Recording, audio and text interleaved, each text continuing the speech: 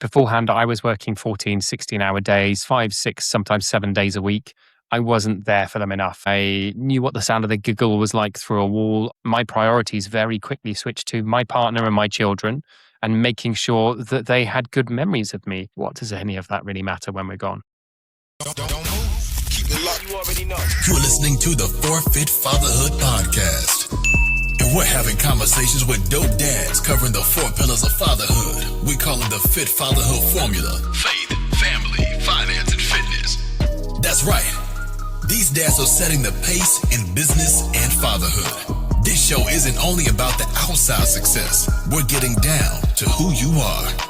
Gentlemen, it's time to get fit.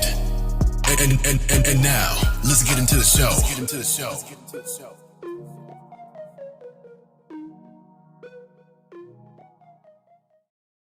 All right. Welcome back to the Forfeit Fatherhood Podcast, a podcast for fathers by fathers, where we talk about the 4 pillars of fatherhood, which are faith, family, finance, and fitness. And as always, I'm always excited to have a guest with me, even more so when it's an international guest, right? Somebody from across the pond. And, you know, I always say that fatherhood doesn't have a tax bracket. It also doesn't have a time zone, right? It doesn't have a country of origin. Fatherhood is fatherhood no matter where you are. And no matter what your journey is, we kind of all arrive at the same place of fatherhood, of not knowing what the heck we're doing and trying to figure it out. So today I have a guest with me. My guest is Dale. Dale, how you doing, brother? I'm good, thank you. And thank you so much for having me. It's an absolute pleasure to be on. Yeah, man. So look, for the guys who aren't familiar, when you want to tell them a little bit about yourself, kind of give them a backstory, maybe your fatherhood origin story. Yeah, of course. So, well, I can't tell my origin story without telling the origin story of something else. So, I spent 20 years working in finance. I sat on the board of multiple big entities. I sat on my HSBC's alternative investment boards, etc. And then roll on to 2024. And first of all, my partner had a funny turn during the summer of 2024. They thought initially she'd had a heart attack, dragged her into hospital, and they found a lung cancer, a carcinoma in her upper right lung. So roll forward another couple of months, and 3rd of October 2024, he did a full lobectomy, removed the entire upper right lobe of her lung. She came home a couple of days later, and then a few days after that, on our youngest little boy's first birthday, I then went in and had an endoscopy. And unfortunately, they found a rather large esophageal tumor. I rolled forward another couple of days, and before I got a full diagnosis, sadly, on the Sunday night, my mother died.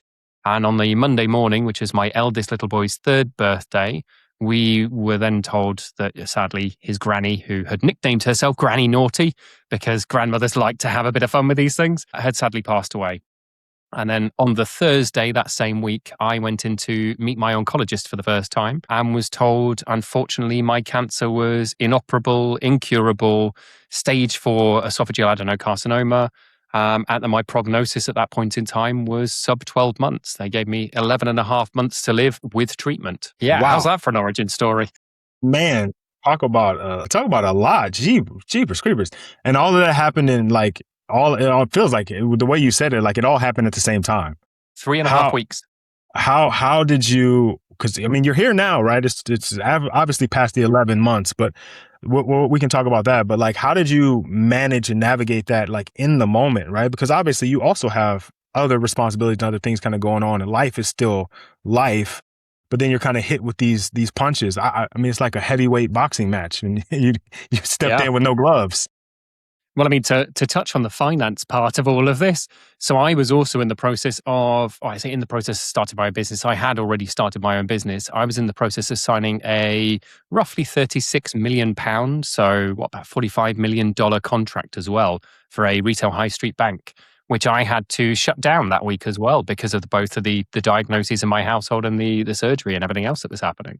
So it wasn't just a case of how do you deal with these things, it was how do you survive them. So for me, I decided instead of basically breaking down, that I would try and utilize the fear, the guilt, all the emotions I was going through, I'm missing the word I'm looking for here, the grieving for my mother, etc. I basically bundled all of that into one, and the grieving for my career as well, because I could no longer go back to my career ever again.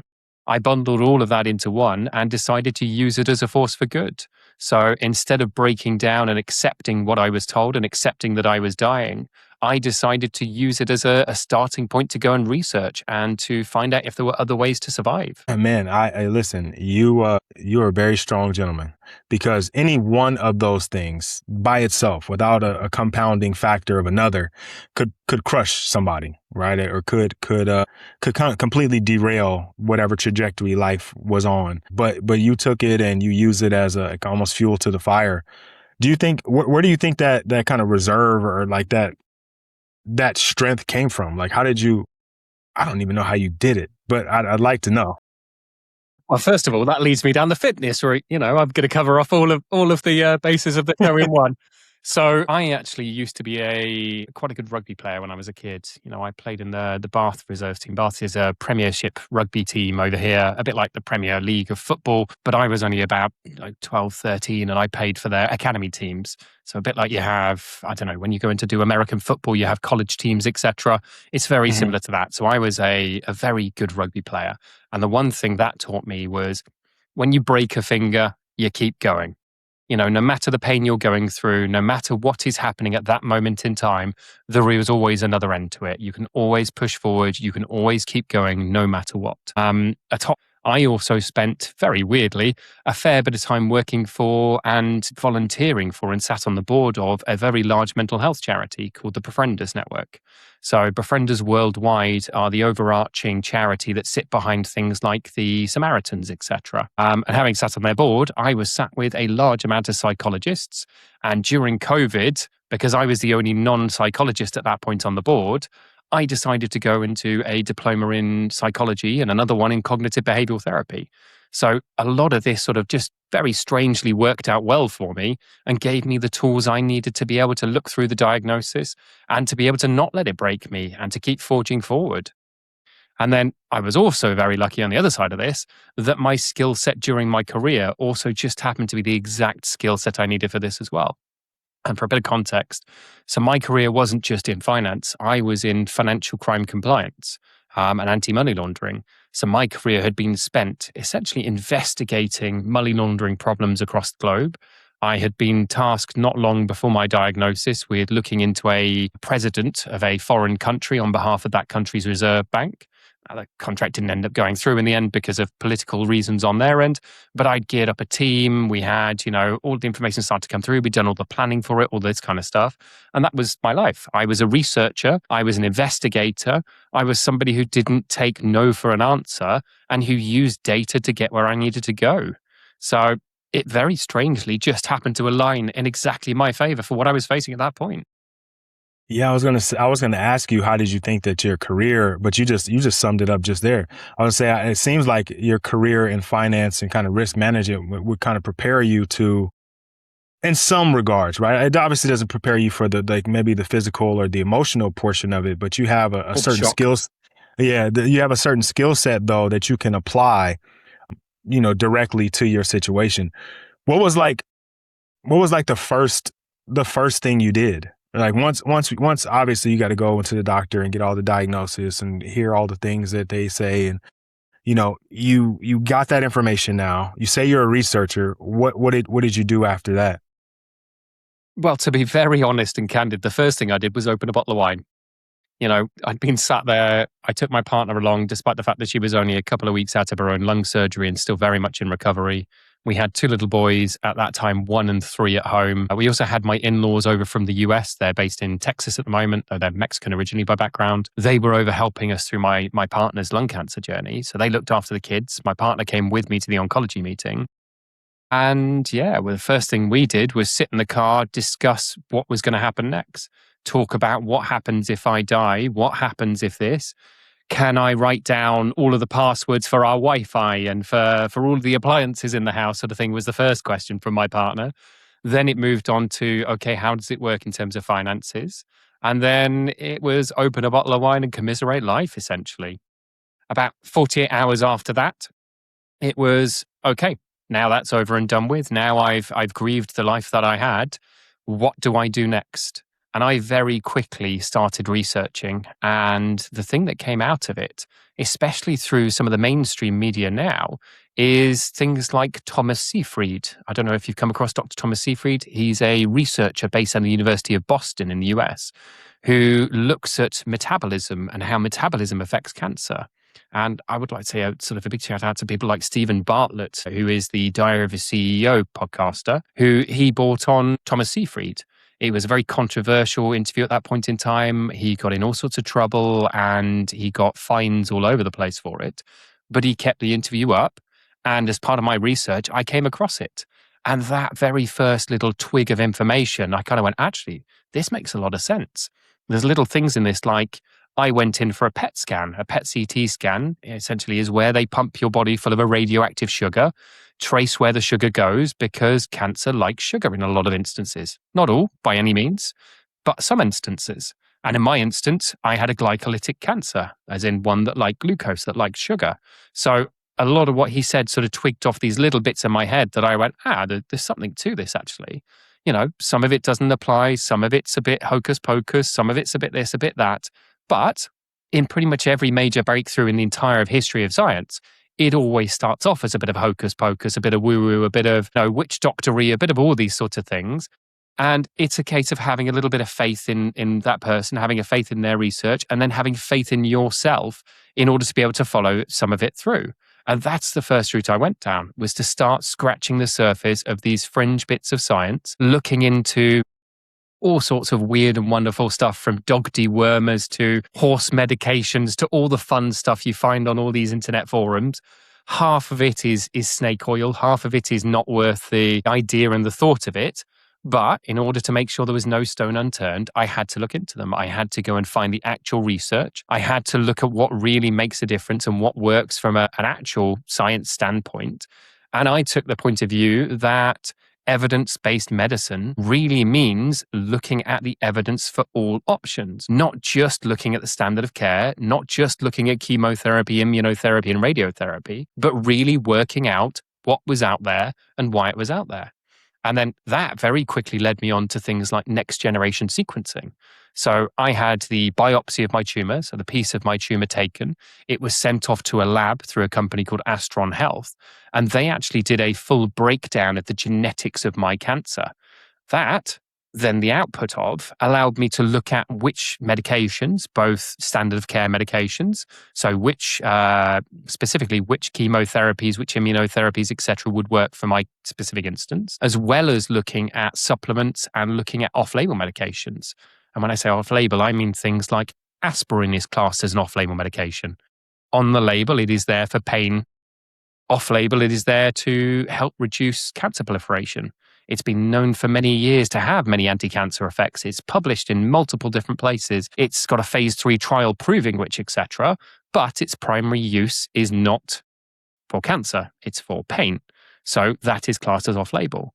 And I came up with a very long list of off-label medications, everything from metformin, a diabetes drug known to lower the levels of blood sugar, etc. One of the most widely profiled drugs on earth.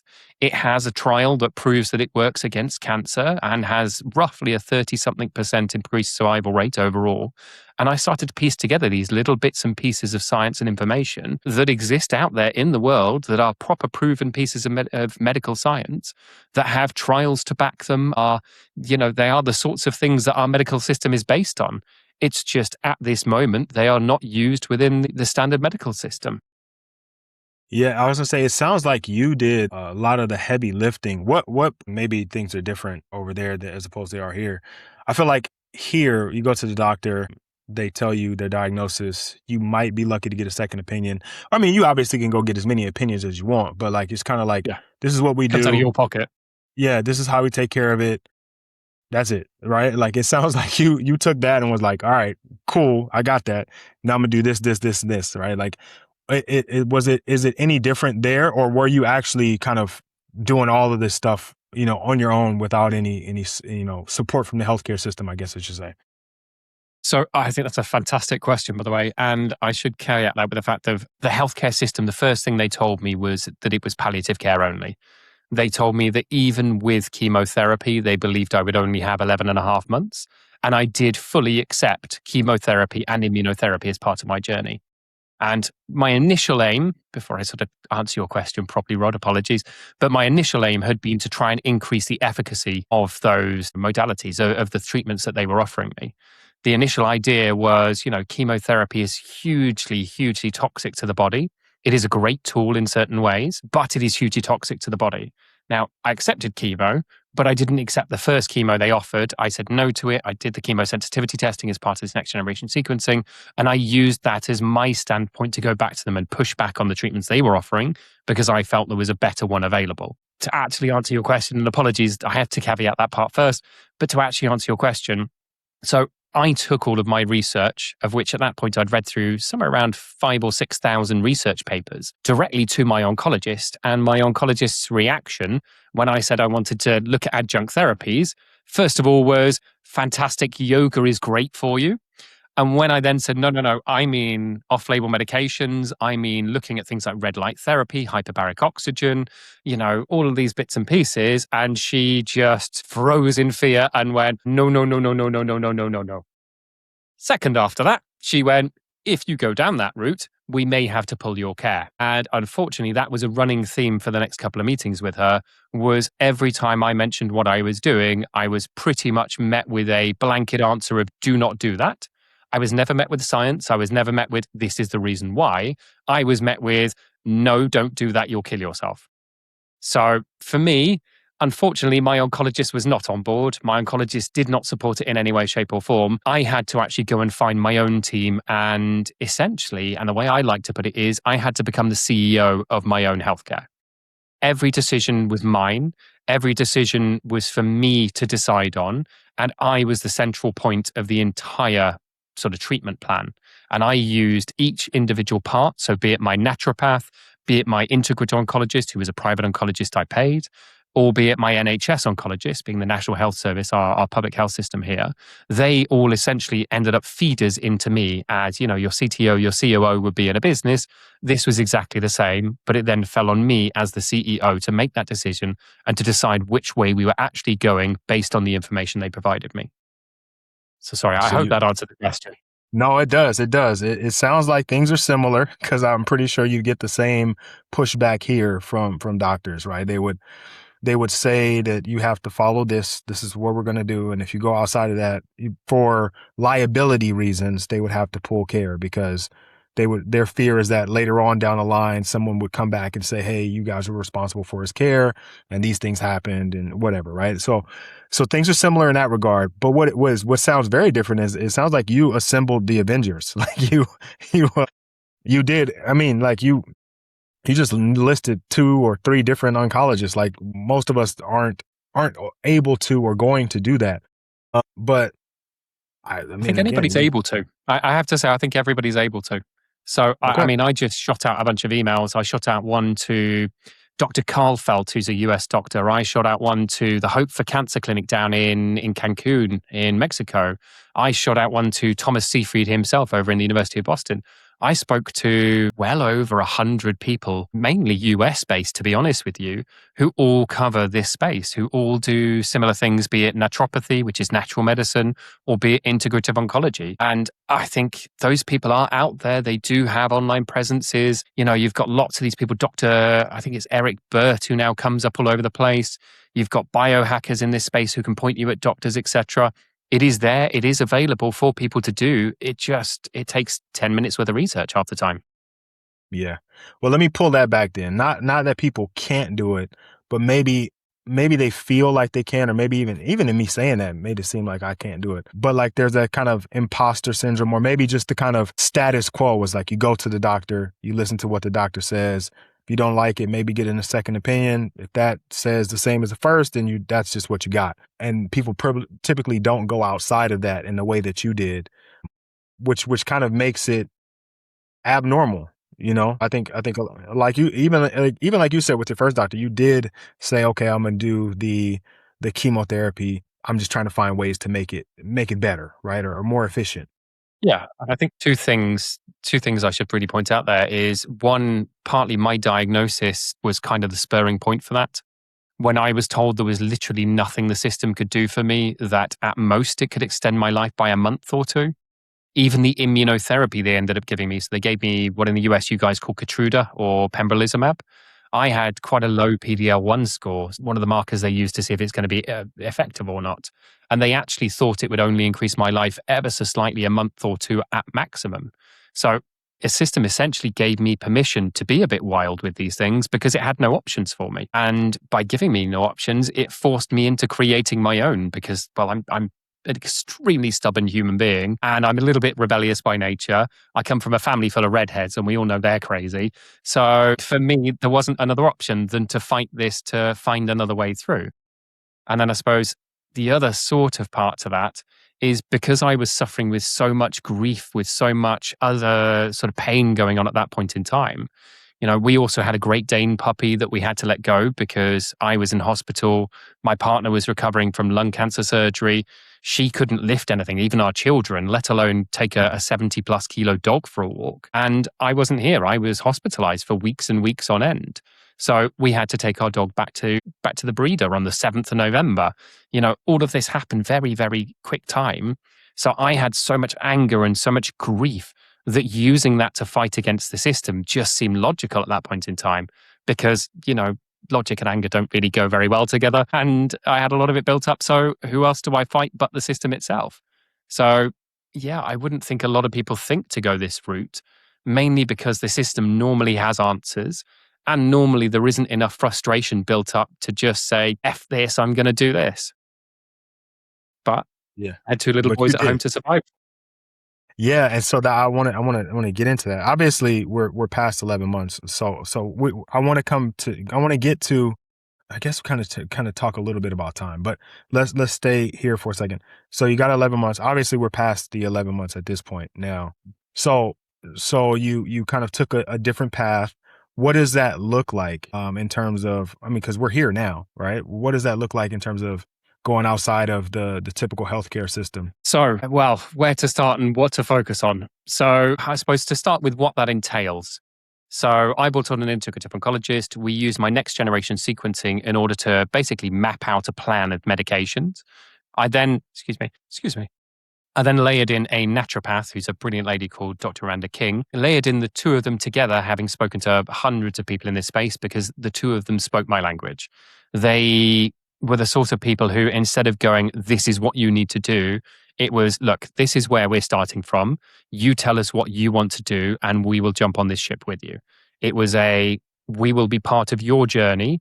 You tell us what you need, not a do this because I said so. And I was fed up of do this because I said so. I had an oncologist in the NHS doing the do this because I said so. This is the fear I'm going to put you under and blah, blah, blah. So I needed people who were going to support me, who were going to hold me up. So stitching the two of them together, plus adding in next generation sequencing. I was also lucky to find a hyperbaric oxygen center just down the road from me, run by a fantastic lady called Louise Williamson. Unfortunately, they've since closed down and she's now focusing on online stuff, but they were just down the road from me and we've become firm friends through it. I sort of stitched all of this together and in January, very roughly January 2025, I started my full protocol. And that meant 4 to 6, sometimes 8 hours a day, either sat in a hyperbaric chamber for 2 hours and then having high dose vitamin C intravenously injected into me.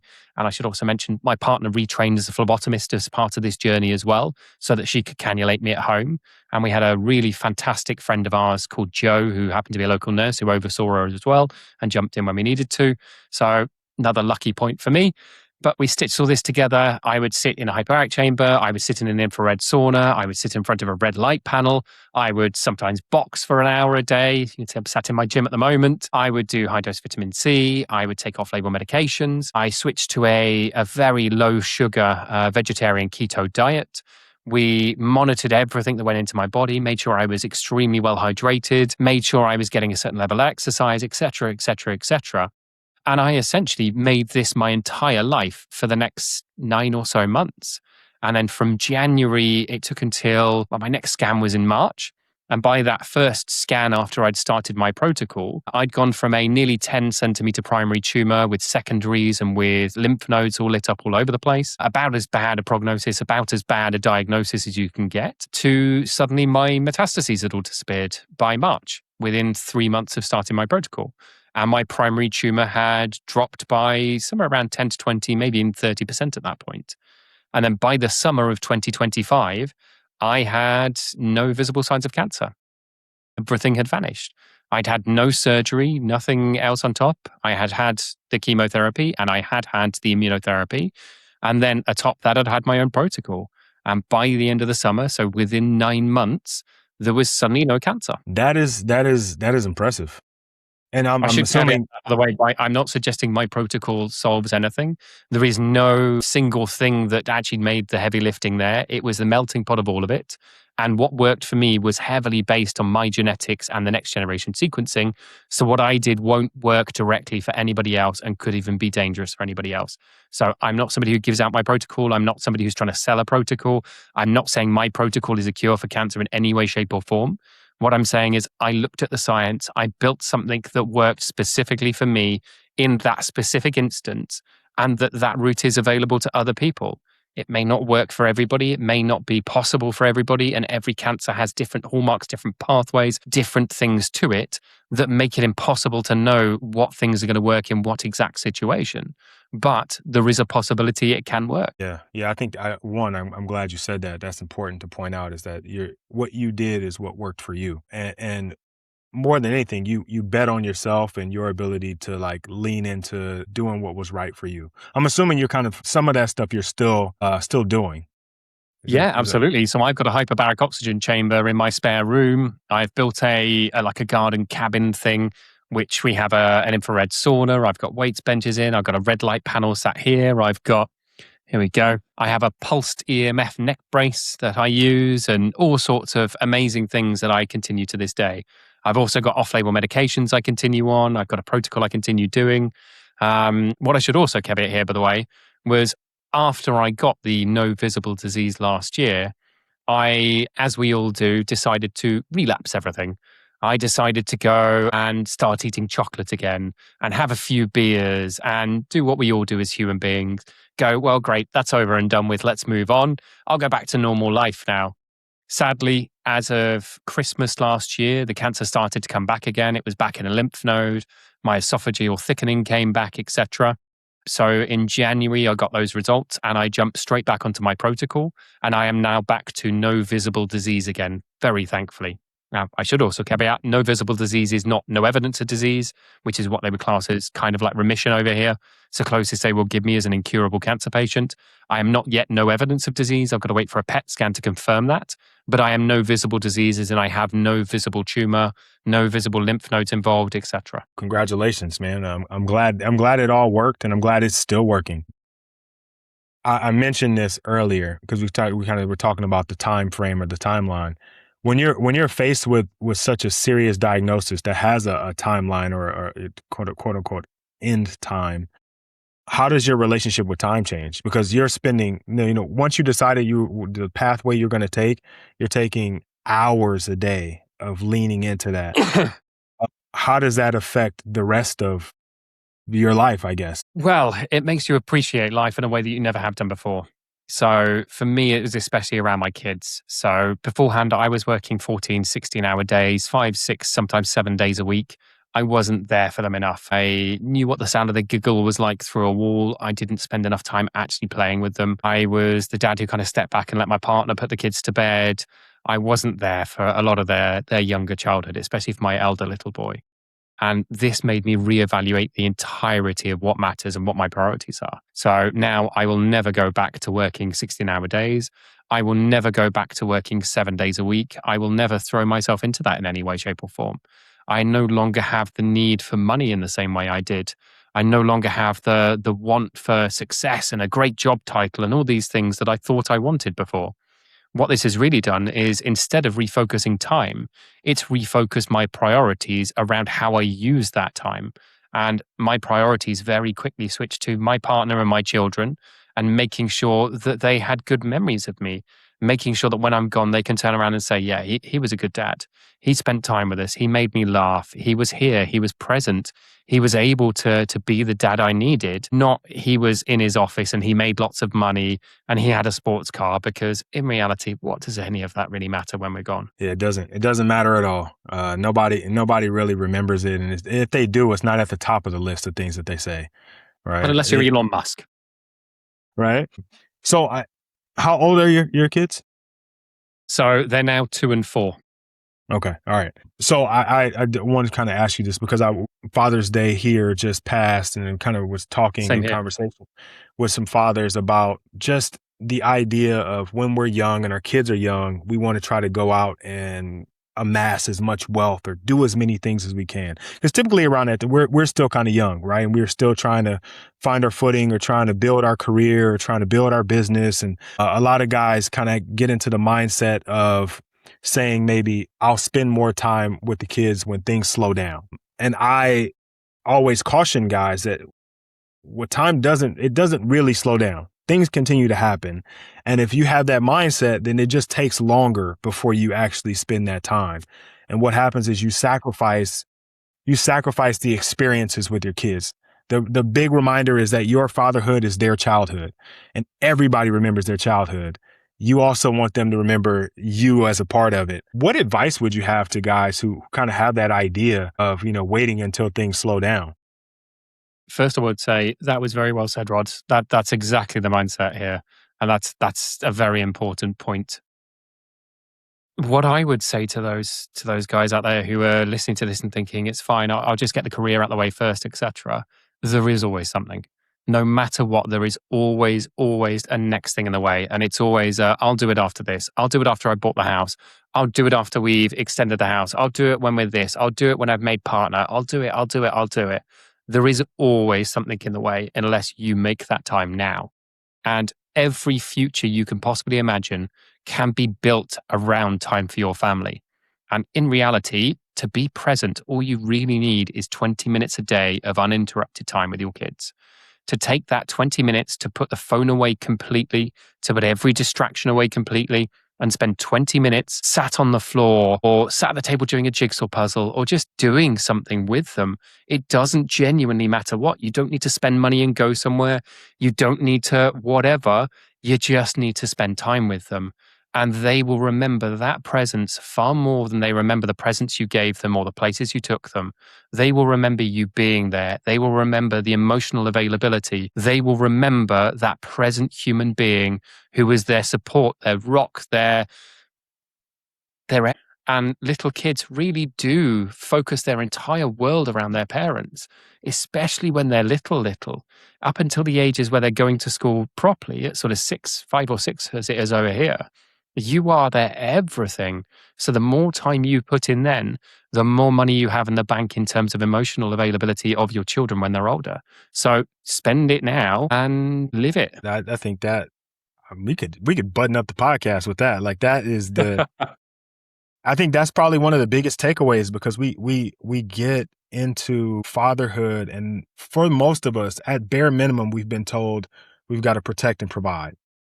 Right. And we don't really get a whole lot more than that. That's just kind of the idea. And so, provision for most of us is we got to make sure we take care of the bills, food in their stomachs, clothes on their backs, roof over the head. Right. And then, we do that and we feel like we're doing a great job, but we also have this pull on our heart of like, man, I really know I need to be there. Right.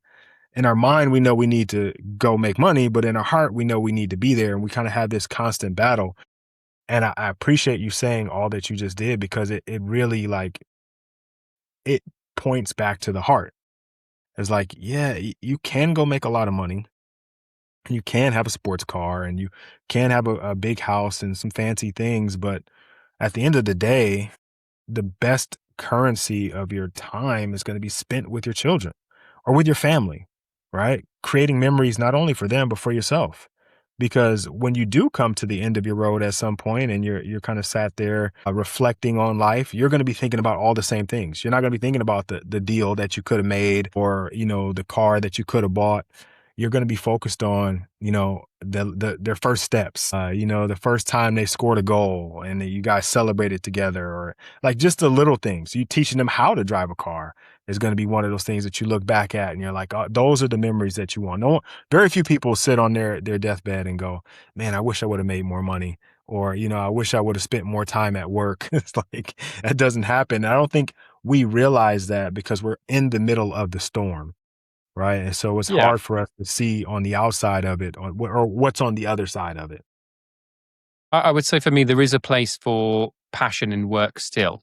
So, I mean, I've gone off and I've used this in order to essentially rework my skill set into something that I can actually use to help people. I've started a charity alongside a lady called Jane McClelland, who's, I think, the top selling cancer author on earth. She's written a book called How to Starve Your Cancer. We've set up a charity in order to try and push for systemic change in the UK government initially, and then we're going to make it worldwide and push for change across all governments worldwide in terms of how they look at and use healthcare and what healthcare encompasses, mainly to make available adjunct therapies that should be available anyway. I've also started a business auditing healthcare companies for patient trust. And I've used my experience plus my skill set from within the finance world to do that.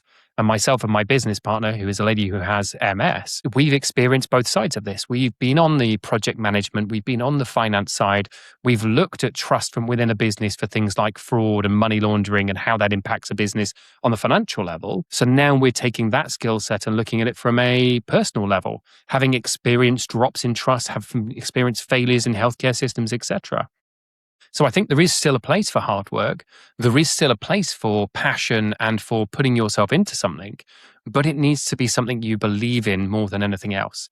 Just putting food on the table in this day and age is amazing in its own right, but being able to do it in a way that really pushes passion, that makes time available for other things, that really pushes everything in life at once is, I think, the secret to everything. And for those listening out there who say, yeah, that's great, it's a pipe dream, it's really not.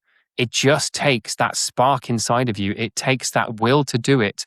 And it does take a bit of hard work and making things work and failing a lot to do that. Trying to make a business work is never fun and easy. Trying to change career is never fun and easy. Trying to make money out of something that doesn't always work is never easy. Having to start again for the fifth time is never easy. Having to find that 20 minutes for your kids, as we talked about a minute ago, having to find that 20 minutes for your kids when you're tired, you're stressed, you're fed up, it's never easy. But that 20 minutes is the most important of your day. And second after that, how you show up at work and the effort you put in and the passion you have is second to it. So I agree with you in one way, but I also think you do need to push hard in life. You do need to make the availability of things.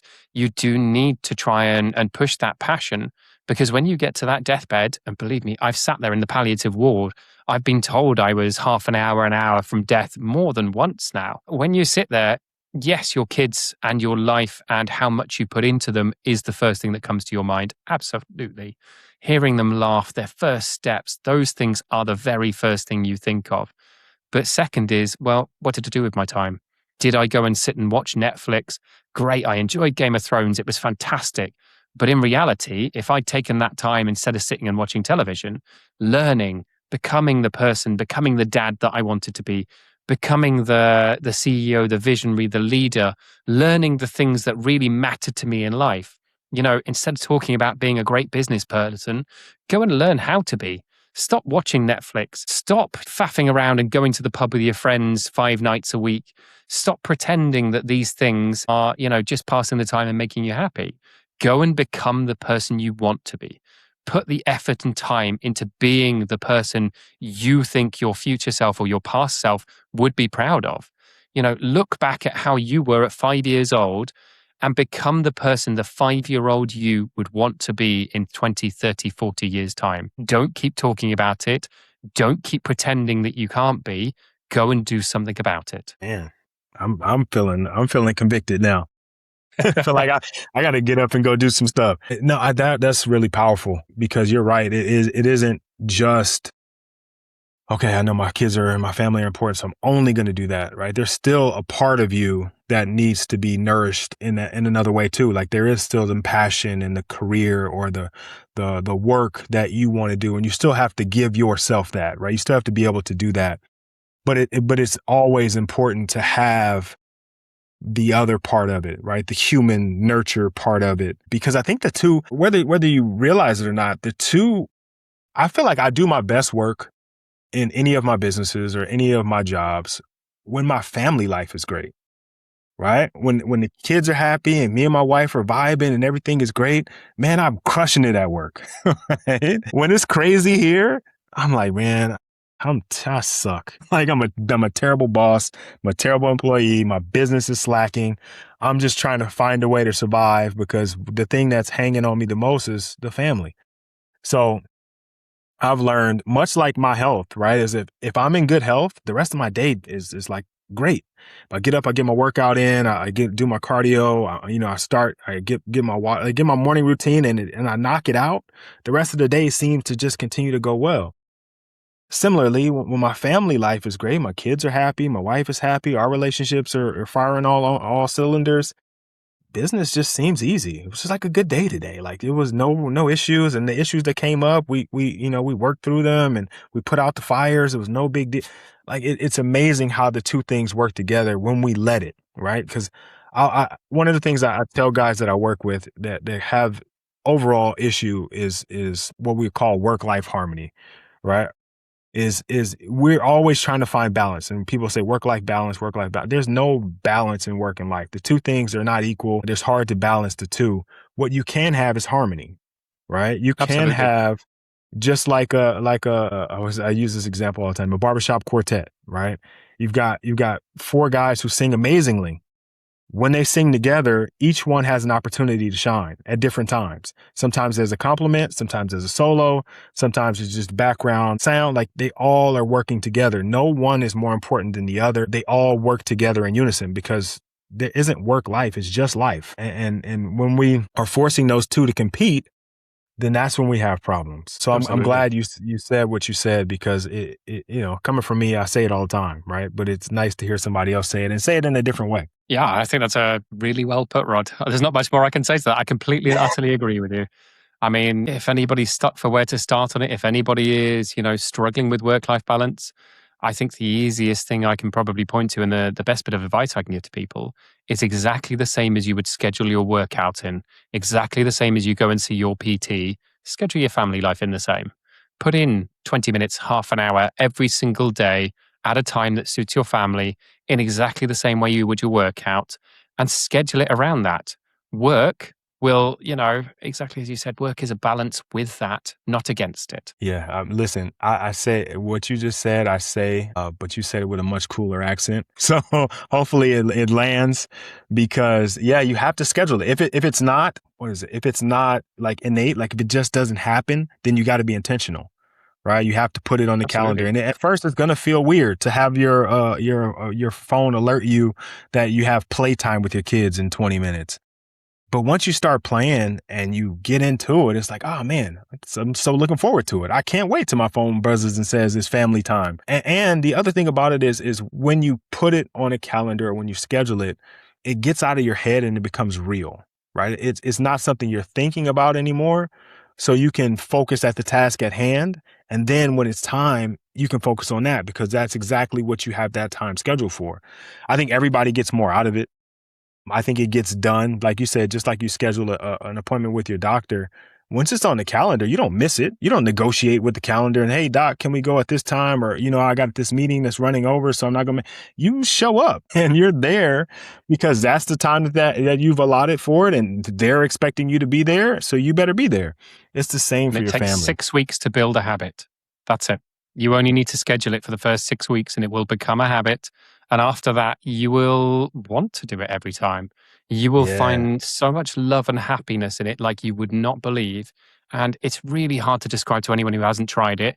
But yeah, exactly as you said, it feels so weird the first time you do it and you go, oh, okay, kids, it's 7 o'clock. It's time for daddy to spend 20 minutes with you. But a couple of weeks later, you will be literally leaping out of your chair going, yeah, this is my favorite part of the day. And your kids will automatically warm to it and it will become such a warming, amazing thing. And everything in your life will feel better for it. Because as you said earlier, Rod, as soon as everything's in harmony, as soon as you find balance in these things, and the happier your family life is, the more sorted your brain is. And to use an Elon Musk thing, as I've already mentioned him today, it's signal versus noise. you have a lot of noise when things are in disbalance and chaos. There is a lot of things going in your head. You are still thinking about the argument you had with your wife 2 hours ago. You're still thinking whether your kid went to school upset. You're still thinking all these things are going on, and your brain isn't focusing on work. It isn't focusing on what it needs to do. If you primarily focus on going and making sure that 20 minutes is dealt with, on doing your workout, on fitting all those bits in, if that becomes your focus, you don't have to think about them all otherwise. You don't have to spend the extra time and brain power doing it. It's just an automatic reaction. It takes it off of your plate. It makes it easier to do. It makes you stick by it far more than you would otherwise. And it slowly, it very quickly actually becomes habit, and it very quickly becomes part of your day to day. And it very quickly builds the happiness in your whole household, which then gives you even more fuel to fight and to drive and to be successful with. Yeah. Yeah, I agree. I agree. We're speaking the same language here. And you know what's funny about it is after that, after the habit is formed, you start to kind of crave it. I think is probably the best way to say it. Is like, I know I got 20 minutes scheduled later, but I just had this meeting end early. I can sneak in 5 minutes here. Like, you know what I mean? It's like, hey, Yeah. you crack open the office door and you're like, hey, where are they at? Like, you're ready to go. Whereas before it was he's like, going to build a Lego spaceship today. yeah, like before you get to that point though, it's like the meeting ends early and then you try to find other work or other things you can do to fill that space. Whereas once it's become a habit and a thing that you do, it's like, "Oh, this meeting just ended early. Let me see if my wife is out. Maybe we can have a little coffee together or just catch up, a little conversation." Like you start to find things that build that ship for you, right? And you start to realize everything becomes stronger for it.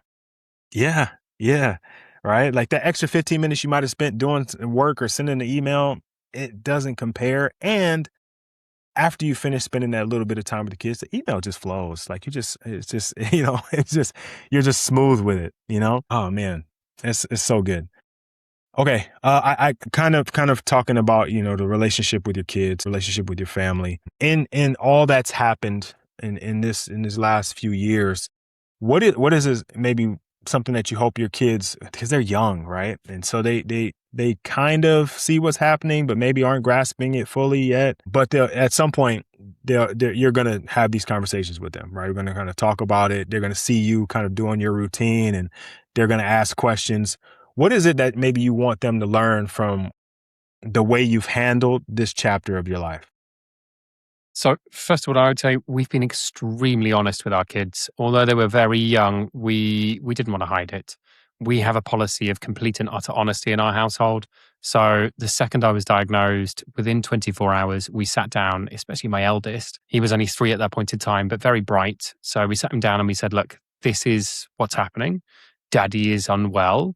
Daddy is going to fight this, but he might not be around for very long. And we gave him an opportunity to ask questions. And we have this entire way along. And that ended up with my son with my son, first of all, deciding he wanted to name my cancer because it felt less threatening, because giving it a name made it something he could talk about.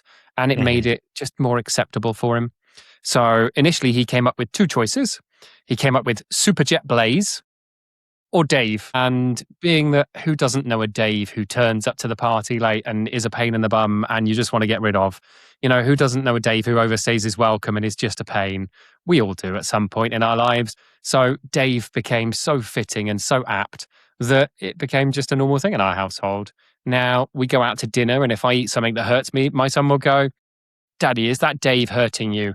I wish Dave would go away. And, when I go for treatment or go for a scan, he asks me actively, has Dave grown? Is Dave smaller? Is Dave bigger? How's Dave feeling today? What's Dave doing? Can you tell me what the doctor said about Dave? All this kind of stuff. It just made it so acceptable for him to talk about.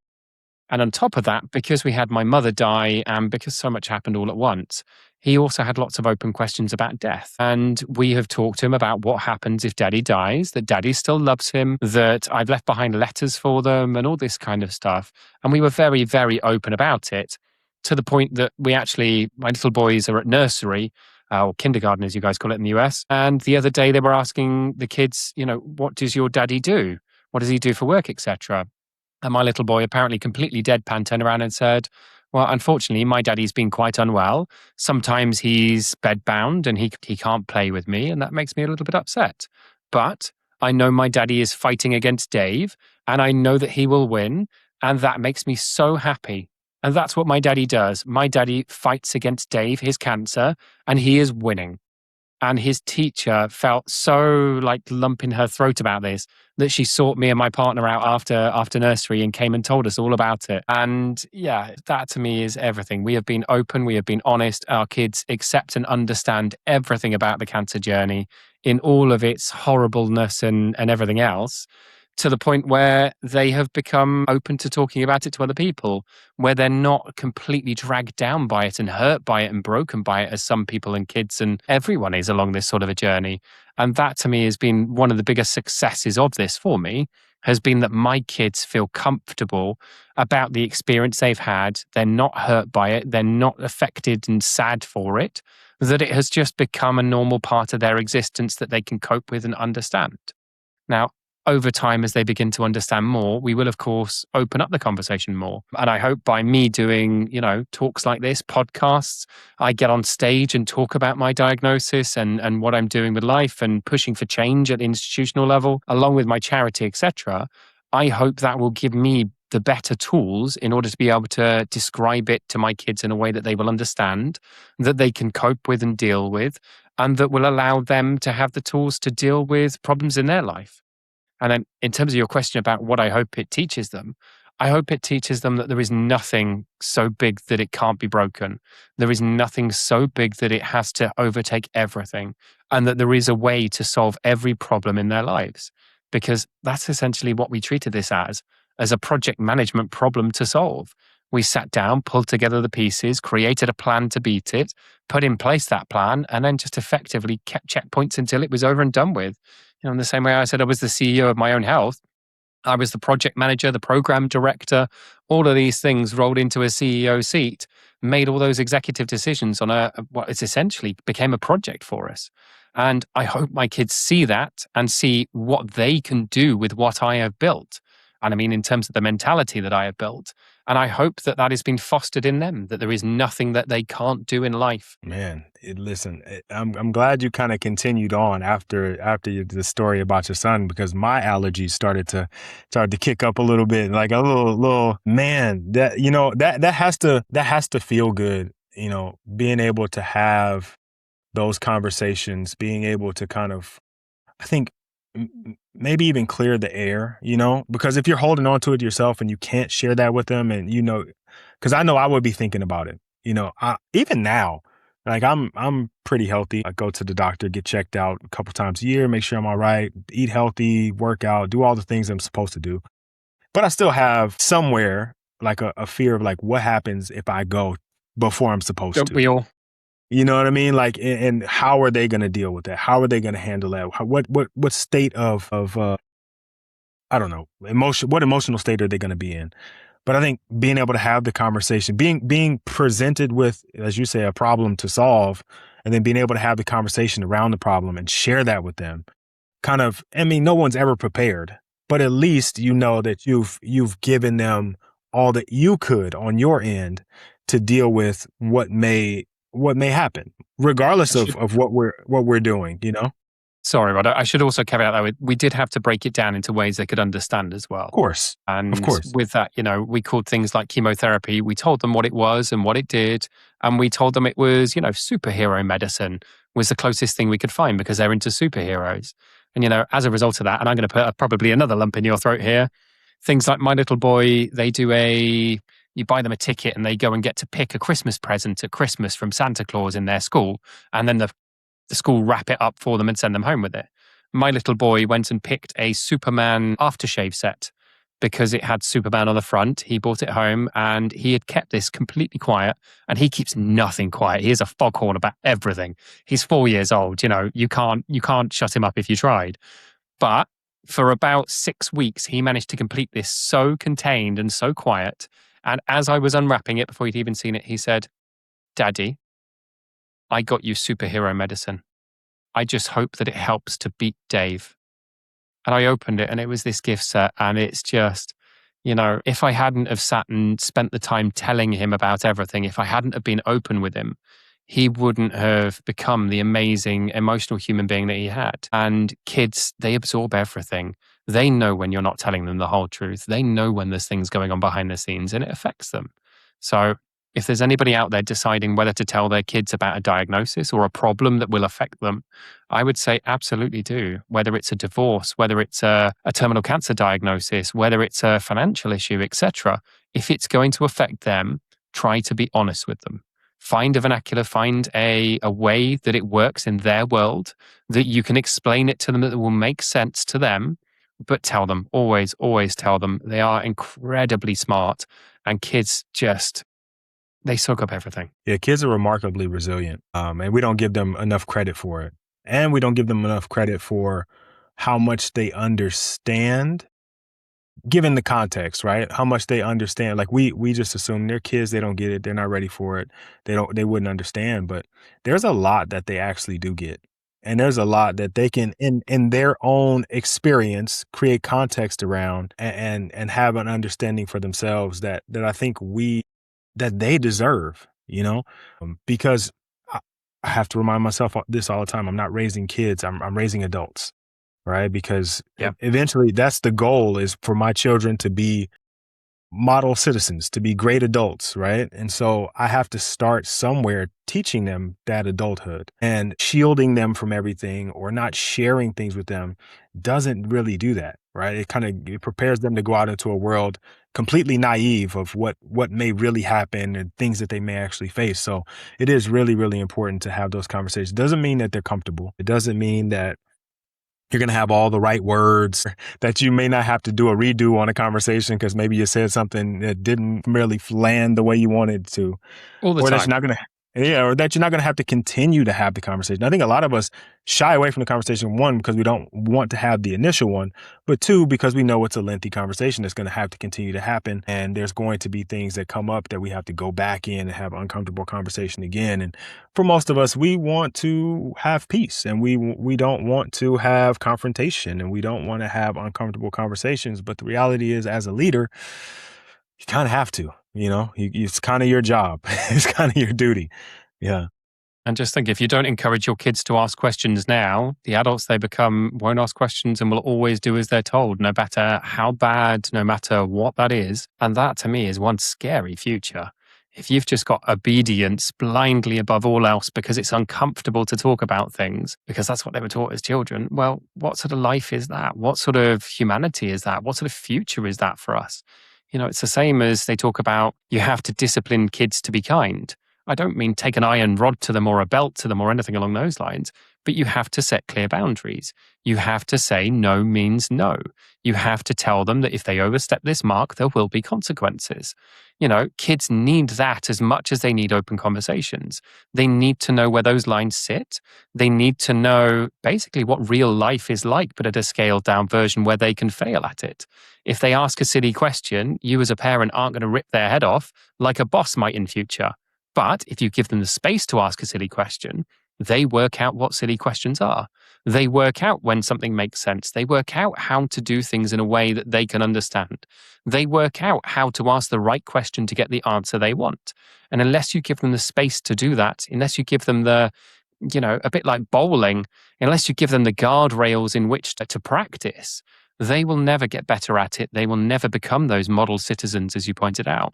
So, yeah, I could not agree with you more. All right. So if every father listening could hear, because we talked about the lessons maybe your kids could learn from you, then now let's kind of shift it now. If every father listening could maybe learn or hear one lesson that you've learned about time, about health, about family, about life overall, what would you want them to remember after this conversation ends? So it's a bit of a difficult one to answer. I think there's sort of two things rolled into one. One is that agency honestly means more than most people will ever think. And by agency, I mean having to get up and go to do something about it. When you want to ask a question, do it. Stand your ground. Be the pain in the bum patient. Be the difficult person in the room. Ask the questions that are in your mind, no matter how silly or crazy or whatever they are, because first of all, you will feel better for it. You will also be more informed for it, and you will, in most cases, get a much better outcome for it. And then the second side is, I suppose, hand in hand with that, is self-advocacy. always stand up for yourself. If something doesn't feel right, speak out. If something doesn't sit right with you, no matter what the context, be it healthcare, be it life, be it anything at all, stand up for yourself.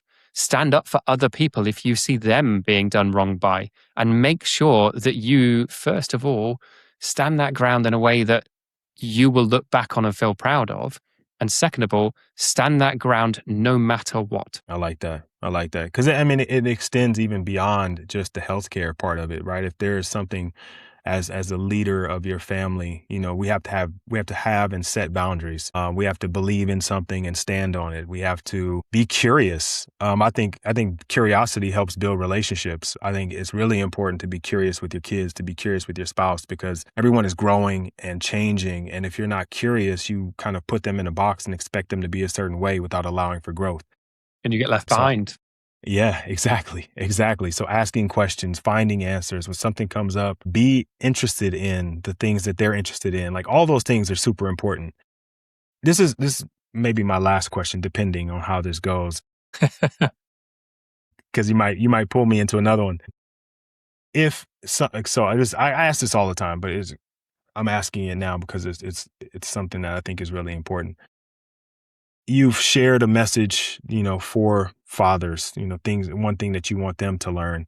If, years from now, your kids are 2 and 4, they're not listening to podcasts right now, but years from now, they're listening to podcasts, or maybe they are. Maybe there's like a kid podcast that's happening that's funny or whatever, like a Bluey podcast or something. But years down the line, they hop on whatever podcast platform is still around at that time, and they go, I wonder what Dad was talking about. What is one thing you want them to hear?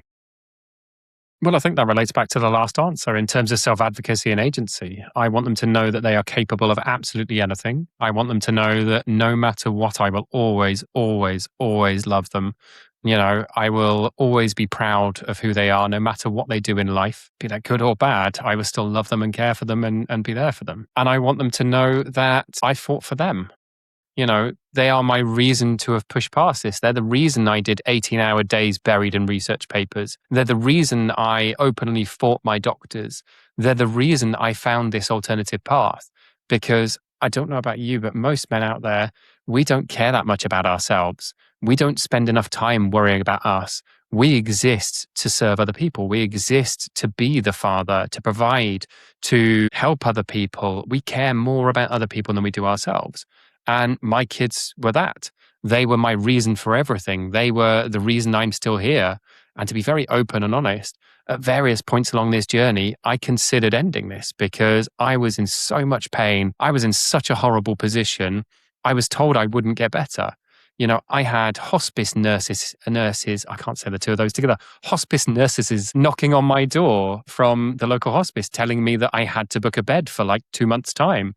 They told me that I was, in a position where I had to have a bed and that I needed to get on and start moving my stuff into a hospice now.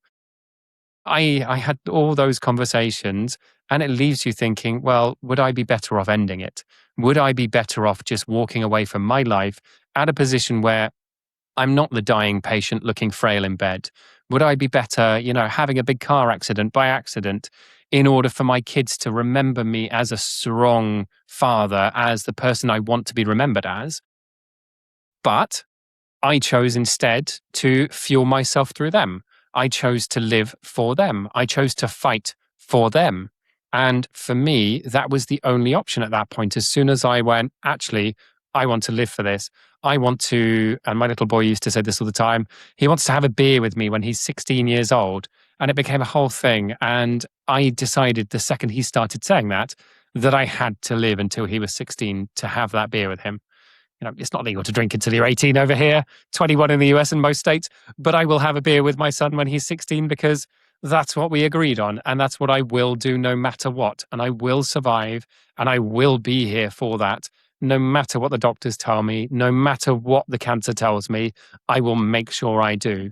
And finding that North Star, finding that drive, finding that thing to survive for, which was them, will stick with me forever. And I want them to know that, and I want them to hear that. Yeah, I don't have any other questions after that, man. I think that was rock solid.